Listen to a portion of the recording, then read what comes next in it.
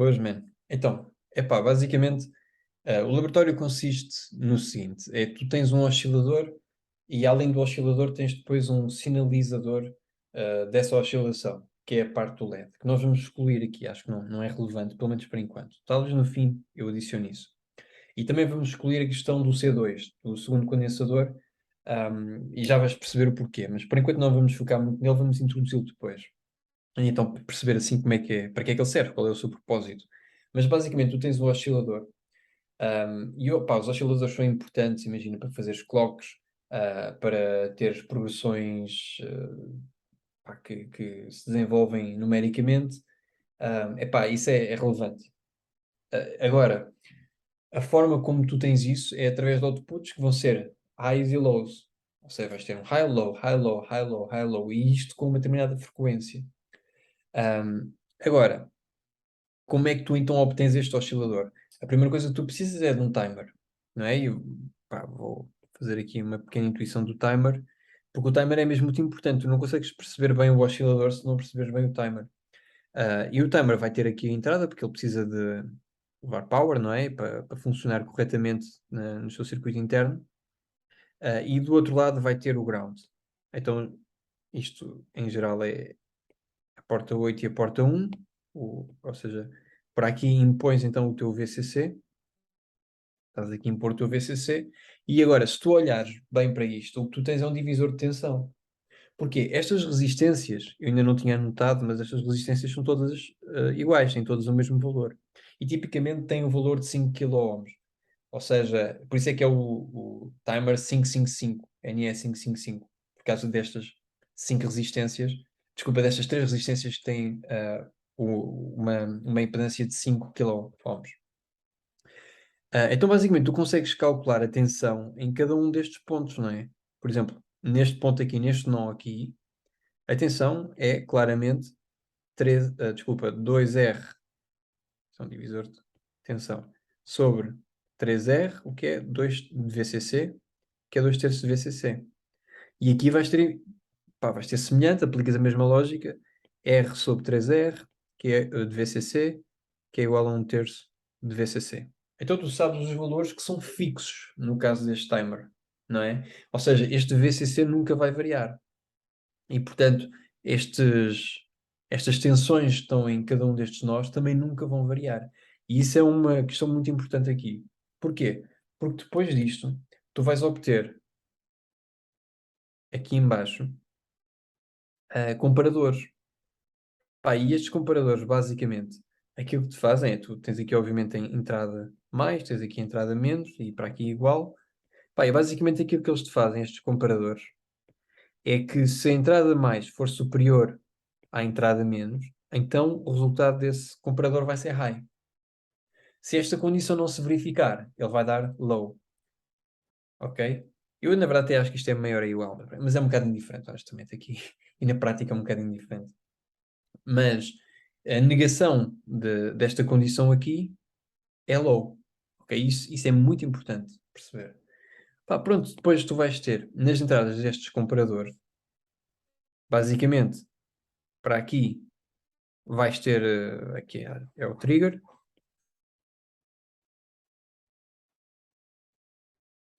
na entrada deste vais ter o threshold,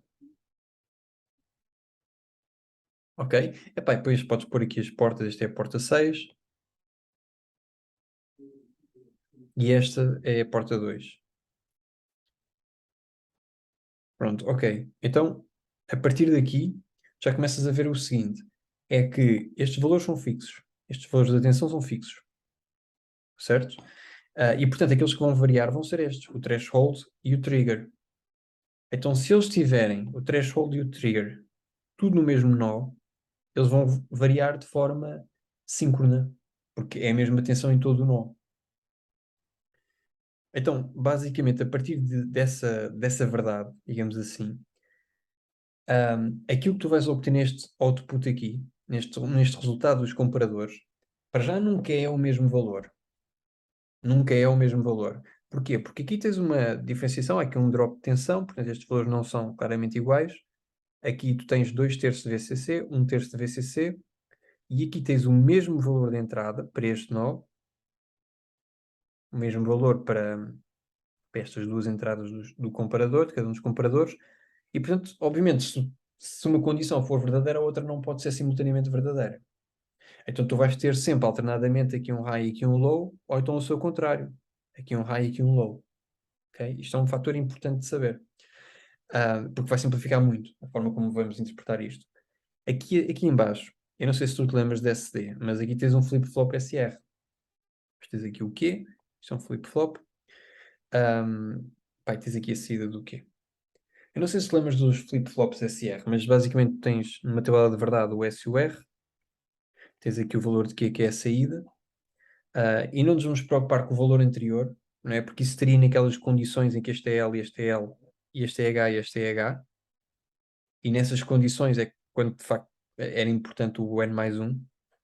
Aqui, portanto, não vamos ligar estas duas condições, porque elas nunca vão aparecer aqui. As condições que nós vamos ligar é estas, LH e HL, que é quando as condições destes comparadores vão projetar resultados que são diferentes de um comparador e do outro comparador. Então aqui, não sei se tu te lembras, mas basicamente o R está a high, o R é o reset, se é o reset e o reset está a high, então aqui é low, porque é reset. No fundo, low representa o zero, não é? E aqui o S está a high, o reset está a low, portanto o S é o set, set vai pôr um high. Set, fazes um setup, pões ali um, ok? E o reset, retiras o que lá está. Basicamente é isso. Então, já estamos a ver aqui o sinal que vai sair daqui do output, e este é literalmente o teu output, é o quê? Vamos pôr, sei lá, pode sair por aqui. É o teu output. Epá, e o output eu não me lembro muito bem qual é a porta do output. Acho que é a 13, acho que é a 3, depois confirmo. Mas ok, tu já consegues ter os outputs a partir daqui. E os outputs vão ser respostas em high e em low, não é? Que são estas respostas, dependendo das condições que tu vais ter aqui dos comparadores, que vão ser estas, as possíveis. Ou seja, o teu output vai ser high, low, high, low, high, low, qualquer que ele seja. Ou então, quer dizer, também pode ser sempre high e pode ser sempre low também. Mas não vai haver aqui valores intermediários. Vai ser sempre fixo entre estes dois valores. Portanto, é uma função de Heaviside replicada, basicamente. Ok, então até agora isto ficou interessante. Já percebi aqui a questão do flip-flop. Então, importa perceber é o que é que vai acontecer aqui neste nó, porque no fundo é este nó que vai determinar as condições que vão sair daqui, destes comparadores. E é aqui que, agora, mais ou menos que acabamos a questão do... Eu ainda posso pôr aqui um... Yeah. Um, epá, yeah, para já ficar assim. Mas não te esqueças que há aqui um discharge, não é? Ou seja, isto é o discharge. Isto vai ser útil para descarregar. Já vejo o que é que isso vai significar. E isto acho que vai pela porta 7. Acho que é isso. Mas agora importa saber o que é que vai acontecer aqui neste nó. E neste nó, é aqui que agora começamos a implementar a parte oscilatória, digamos assim, que é quando tu pegas neste VCC, pões aqui uma resistência R1, depois pões aqui uma resistência R2, isto é literalmente o que está lá, não é? Eu não estou aqui a pôr coisas a mais. E depois pões aqui um condensador C1. Depois aqui há o grão de algures. Ok, isto na verdade ainda se mantém constante, não é? Porque isto aqui está um drop aqui, o condensador entretanto carrega, quando ficar totalmente carregado, pronto, é a vida.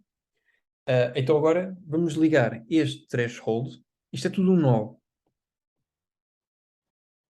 Este threshold que aqui está, aqui. Já começam a acontecer coisas interessantes. E sobretudo ficam ainda mais interessantes quando tu pões aqui um transistor, pode ser este, quando tu pões aqui um transistor e ligas o transistor aqui. olha como as coisas ficaram interessantes, porque agora este nó, que era o responsável pelas condições que tu ias ter nos outputs dos comparadores, agora está ligado aqui à entrada deste condensador. E, portanto, à medida que o condensador carrega e descarrega, tu vais começar a variar a tensão neste nó, que por sua vez, variando, às vezes vai ultrapassar esta tensão que aqui está, que é 2/3 de VCC, e às vezes vai ultrapassar, sendo menor, este 1/3 de VCC que está no outro. E, portanto, vais começar a mexer através da variação que vai acontecer aqui neste nó, através desta variação, que vai ser responsabilidade, sobretudo, do C1, do condensador, porque à medida que ele vai carregando e descarregando, vai fazendo variar a tensão neste nó. E à medida que essa variação acontece, vais alterando automaticamente as condições que saem aqui dos comparadores. Faz sentido? E quando tu alteras essas condições, alteras a saída do flip-flop da mesma forma que tínhamos visto aqui. Quando tu alteras esta saída do flip-flop, estás a alterar o output. Só que não estás só a alterar o output, não é? Estás a alterar o output, só que depois estás também a alterar o discharge. Que quando aqui é L, aqui é high, e portanto deixa passar corrente. Se deixa passar aqui a corrente, quando ela é high, aqui é zero, porque aqui está o ground. Não é? Isto aqui é tipo uma porta, transistor. Já falamos de transistores no TCFE. Portanto, presumo que estejas à vontade. Ou seja, quando isto aqui é high, deixa passar a corrente aqui. Se deixa passar a corrente, significa que isto está ligado diretamente ao ground. Ou seja, este ground impõe aqui 0 volts. Se impõe aqui 0 volts, então o drop que existe aqui em R1 é VCC, completamente. E por outro lado, aqui já não... Quer dizer, se aqui é 0 volts, é como se tivesse aqui o ground, certo? É como se tivesse aqui o ground. E portanto agora, a tensão que existe aqui não é mais do que aquela correspondente a considerar que este R2 é o intermediário entre o ground e o C1, que é aquele que neste momento está a providenciar, está em regime livre, né? Está a providenciar a tensão do circuito, portanto, a partir da carga que tinha armazenado anteriormente. Já vai fazer se calhar sentido, porque eu vou fazer tipo uma cronologia dos acontecimentos, ok? Eu posso fazer se calhar já. Espero que até agora tenha estado tudo claro, e se não esteve alguma coisa, se eu fizer aqui um bocadinho a cronologia de acontecimentos, se calhar isso vai ser útil agora. Vamos supor que, tipo, que isto começa pá, descarregado, pronto, começa a desligar do circuito e tu ligas o circuito. Ou seja, impões aqui VCC, que são... atenção, porque eu não vou... Há coisas demasiado específicas no relatório que eu não vou dizer, porque senão estava a dar as soluções para os problemas, não é? Quero tentar só dar aqui um overview geral de como é que isto está a funcionar. Tipo, pronto, impões aqui os 12 volts.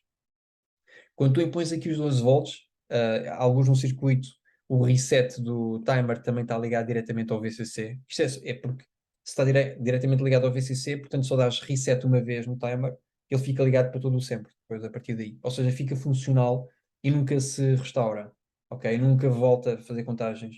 E portanto nunca há ali um bloqueio da sua oscilação. Mas é só isso que significa. Por isso é que eu não estou aqui a incluir o reset, por exemplo. Porque é só ia complicar aqui um bocadinho o circuito. Ok, então tu impões aqui os 12 volts. Quando tu impões aqui os 12 volts, aquilo que vai acontecer é o seguinte: é que este drop dá que aqui vai ficar os 2/3 de VCC, portanto acho que vai dar 8 volts, e aqui 1/3 de VCC, vai dar 4 volts. Portanto, fixamente, 12 volts a serem postos aqui, 8 volts neste nó, 4 volts neste nó. Obviamente, 0 volts neste nó, porque é o ground. Ok? Certo.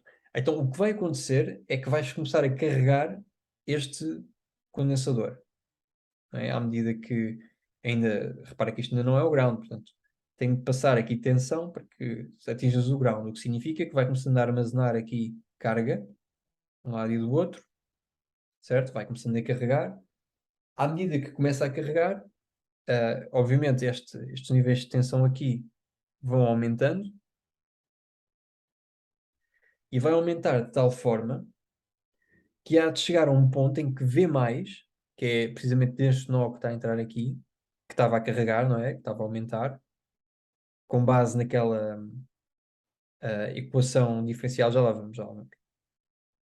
Mas está a carregar o condensador e repara que ele está a carregar com base nesta malha, portanto, 12 volts que estás a impor aqui, depois tens aqui uma R1, tens aqui um R2, depois tens aqui um condensador e ground. Ou seja, no fundo tens este circuito. Tens aqui VCC, tens aqui R1, tens aqui R2, tens aqui o ground. Desculpa, tens aqui o C1, que depois assim finalmente tens o ground. Agora repara, tu consegues obter a equação disto. Porque isto aqui é uma resistência equivalente. São duas resistências em série, R1 mais R2. E isto aqui é uma fonte de tensão e tu consegues obter no circuito RC a tensão, que vai sendo. Ou seja, como é que varia a tensão aqui, não é? Sobre C1. Portanto, temos isto em TCFE. Portanto, eu não vou dar aqui a solução. Mas ele crescia com qualquer coisa assim deste género, não era? Ok. Então ele tem esse crescimento inicialmente. Eu não vou desenhar o gráfico que é para não ficar aqui a resposta. Mas ok, então tu saberias para esta situação específica do carregamento encontrar como é que varia a tensão. Agora, ele vai aumentando aqui o valor de tensão neste nó, até ao ponto em que esta tensão V mais supera este V menos.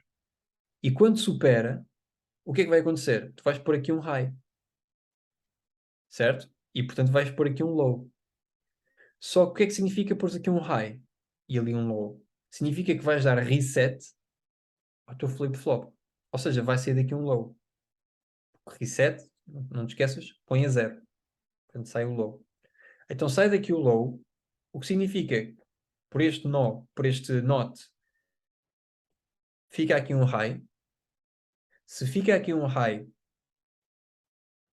abre o caminho neste transistor, e portanto começa a passar aqui corrente, e portanto essa corrente impõe aqui 0 volts.